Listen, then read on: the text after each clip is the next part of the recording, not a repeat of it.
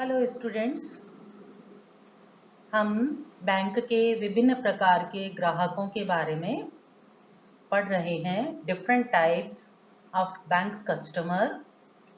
और आज हम मैरिड वुमन, पर्दानशी वुमन, इलिटरेट पर्सन और ब्लाइंड पर्सन, विवाहित महिला, पर्दानशीन महिला, इलिटरेट अनपढ़ व्यक्ति या अंधा व्यक्ति, दृष्टिहीन व्यक्ति यदि बैंक में अकाउंट ओपन करते हैं और ऑपरेट करते हैं तो बैंक को क्या सावधानी रखनी चाहिए, इसके बारे में जानेंगे। फर्स्ट है मैरिड वुमन, विवाहित महिला। The legal status of married woman is governed bye Hindu succession act 1965, married woman property act 1874 and Indian succession act 1925। विवाहित महिला का हमारे विधान में अलग वैधानिक अस्तित्व माना गया है और एक मैरिड वुमन का जो वैधानिक अस्तित्व है वो हिंदू उत्तराधिकार अधिनियम 1956 is right. This is wrong. 1965, read it like 1956, not 1965, it is 1956. So विवाहित महिला का अपने से पति से अलग वैधानिक अस्तित्व होता है। मैरिड वुमन की वैधानिक स्थिति हिंदू उत्तराधिकार अधिनियम 1956, विवाहित महिला संपत्ति अधिनियम 1874 और भारतीय उत्तराधिकार अधिनियम 1925 द्वारा शासित होती है। क्योंकि मैरिड वुमन का अपने हस्बैंड से अलग वैधानिक अस्तित्व माना गया है, इसलिए मैरिड वुमन बैंक में अपने नाम से अकाउंट ओपन कर सकती है। सभी प्रकार के खाते खोले जा सकते हैं मैरिड वुमन के द्वारा, current account, saving bank account, RD, FD, किसी भी प्रकार का खाता अपने नाम से खोल सकती है और अकेले ही उसको ऑपरेट भी कर सकती है। और बैंक जितनी मैरिड वुमन की ओन एसेट है, उसकी ओन प्रॉपर्टी है विवाहित महिला की, जो उसकी स्वयं की संपत्ति है, उस लिमिट तक बैंक उस मैरिड वुमन को ओवरड्राफ्ट की लिमिट भी सैंक्शन कर सकती है, प्रदान कर सकती है, और मैरिड वुमन को लोन भी प्रोवाइड कर सकता है बैंक। और यदि मैरिड वुमन उस लोन का रीपेमेंट करने में असमर्थ रहती है तो बैंक मैरिड वुमन की ओन प्रॉपर्टी में से recover them from her own property, उसकी स्वयं की जो संपत्ति है उसमें से लोन्स की रिकवरी भी कर सकती है। मैरिड वुमन का हस्बैंड विवाहित महिला के द्वारा लिए गए ऋणों के भुगतान के लिए जिम्मेदार नहीं होता है। लेकिन दो परिस्थितियां ऐसी हैं जिसमें कि यदि विवाहित महिला ने ऋण लिया है और ऋण का रीपेमेंट वो नहीं करती है तो उसके हस्बैंड से बैंक लोन्स की रिकवरी कर सकता है। वो दो कंडीशंस कौन कौन सी है? If loan is granted with the consent of her husband, यानी यदि मैरिड वुमन ने लोन लिया और उसके रीपेमेंट की गारंटी उसके हस्बैंड के द्वारा दी जाती है, उस स्थिति में बैंक हस्बैंड से लोन की रिकवरी कर सकता है। या loan is availed for necessities of her life, या ऋण जो मैरिड वुमन ने लिया है वो अपने जीवन की अनिवार्य आवश्यकताओं को पूरा करने के लिए लिया है, जो कि हस्बैंड को पूरी करनी चाहिए थी, लेकिन मैरिड वुमन को लोन लेकर उन आवश्यकताओं को पूरा करना पड़ रहा है, तो उन लोन्स के रीपेमेंट के लिए हस्बैंड जिम्मेदार होगा।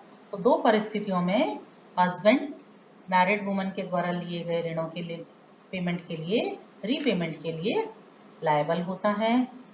मैरिड वुमन एजेंट बनाई जा सकती है, she can be appointed as an agent, executor और एडमिनिस्ट्रेटर बनाया जा सकता है, उसको निष्पादक और प्रशासक बन सकती है।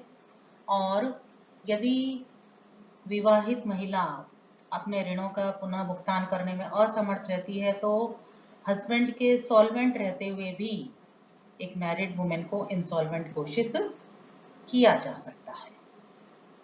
नेक्स्ट है पर्दानशीन वुमेन अर्थात ऐसी महिला जो अपने समाज की परंपराओं के अनुसार ऑलवेज पर्दे में रहती है and who remains in complete seclusion and doesn't transact any business with people other than her own family members. ऐसी महिला जो सदैव पर्दे में रहती है और अपने परिवार के सदस्यों के अलावा अन्य किसी से किसी भी प्रकार का कोई व्यवहार नहीं रखती है, ऐसी स्थिति में उसकी पहचान, उसकी आइडेंटिटी को जानना बहुत कठिन होता है। इसलिए ऐसी महिला जो कि पर्दानशी है उसके साथ में कॉन्ट्रैक्ट करना हमेशा दोषयुक्त रहता है, अनेक समस्याओं से, अनेक दोषों से ग्रसित रहता है। The contract entered into her by her is not a contract free from all defects. कई तरह के उसमें डिफेक्ट्स होते हैं, इसलिए बैंक को, यदि एक पर्दानशी महिला बैंक में अकाउंट ओपन करने आती है तो बैंक को सामान्यतः उसका अकाउंट ओपन नहीं करना चाहिए। सेकंड, यदि अकाउंट ओपन भी करना पड़े तो करंट अकाउंट ओपन नहीं करना चाहिए। उसकी एफडी वगैरह अगर वो करवाने आती है तो बैंक को उसको एक्सेप्ट करने में कोई प्रॉब्लम नहीं है। जब भी अकाउंट ओपन करवाने आती है एक पर्दानशी महिला तो बैंक को उसके जो सिग्नेचर हैं, हस्ताक्षर एंड उसका जो फोटो है, इफ शी इज मेजर, यदि वो वयस्क है मैरिड वुमन तब तो उसके पति के द्वारा उनको अटेस्ट करवा लेना चाहिए सिग्नेचर को और फोटो को। और यदि वो मैरिड वुमन है, पर्दानशी है बट अनमैरिड है, तो फिर उसके जो नेचुरल गार्जियन है, मदर और फादर, उनके द्वारा ये फोटो और सिग्नेचर अटेस्टेड होना चाहिए।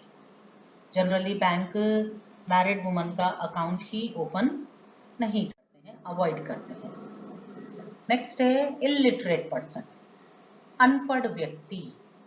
भारतीय अनुबंध अधिनियम 1872 में अनपढ़ व्यक्ति को अनुबंध करने के योग्य माना गया है। अनपढ़ व्यक्ति कौन है? ऐसा व्यक्ति जो लिखना और पढ़ना नहीं जानता अनपढ़ कहलाता है। Illiterate person is a person who can not read और राइट, ना तो वो लिख सकता है और ना ही पढ़ना जानता है। उस व्यक्ति को हमारे विधान में अनपढ़ व्यक्ति माना गया है। ऐसा व्यक्ति यदि बैंक में अकाउंट ओपन करने आए तो बैंक उसका खाता खोलने से मना नहीं कर सकते हैं, लेकिन अनपढ़ व्यक्ति के संबंध में भी वही नियम है कि अनपढ़ व्यक्ति का करंट अकाउंट एक तो ओपन नहीं करना चाहिए और दूसरा बैंक को उसे चेक बुक इशू नहीं करनी चाहिए, क्योंकि चेक बुक इशू कर दी जाती है तो कोई भी व्यक्ति उसका गलत फायदा उठा सकती है।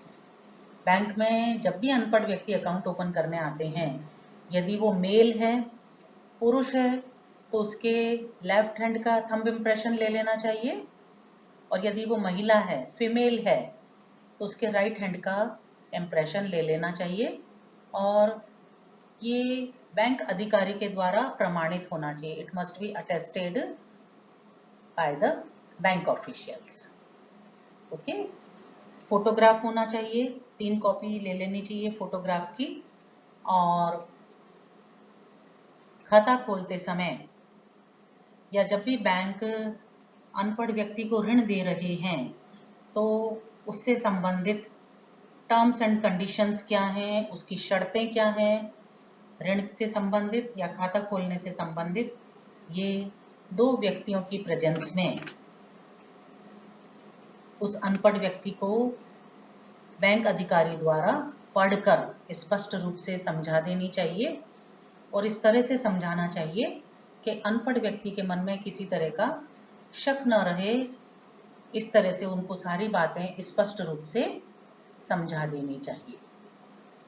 यदि अनपढ़ व्यक्ति के द्वारा नॉमिनेशन किया जा रहा है अपने अकाउंट के से संबंधित खाते में, तो ये खाते का नामांकन 2 व्यक्तियों के द्वारा नामांकित होना चाहिए, विटनेस्ड होना चाहिए साक्ष्य होना चाहिए दो व्यक्तियों का, जो दो व्यक्तियों के समक्ष खाते का नामांकन होना चाहिए अनपढ़ व्यक्ति के।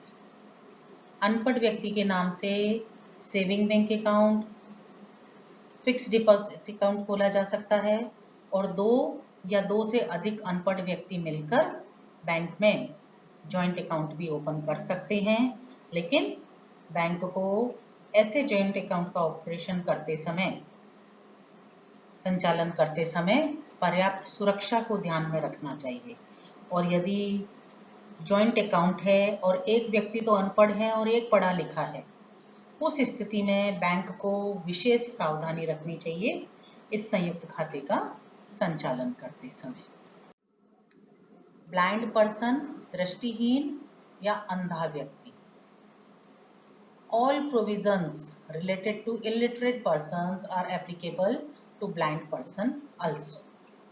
जो हमने अभी अनपढ़ व्यक्ति के संबंध में जो प्रोविजंस पढ़े थे कि खाता खुलवाते समय यदि मेल पर्सन है तो उसके लेफ्ट हैंड का, राइट पर्सन है, फीमेल है तो उसके राइट हैंड का थंब इम्प्रेशन ले लेना चाहिए और किसी बैंक अधिकारी के द्वारा ये थंब इम्प्रेशन प्रमाणित होने चाहिए।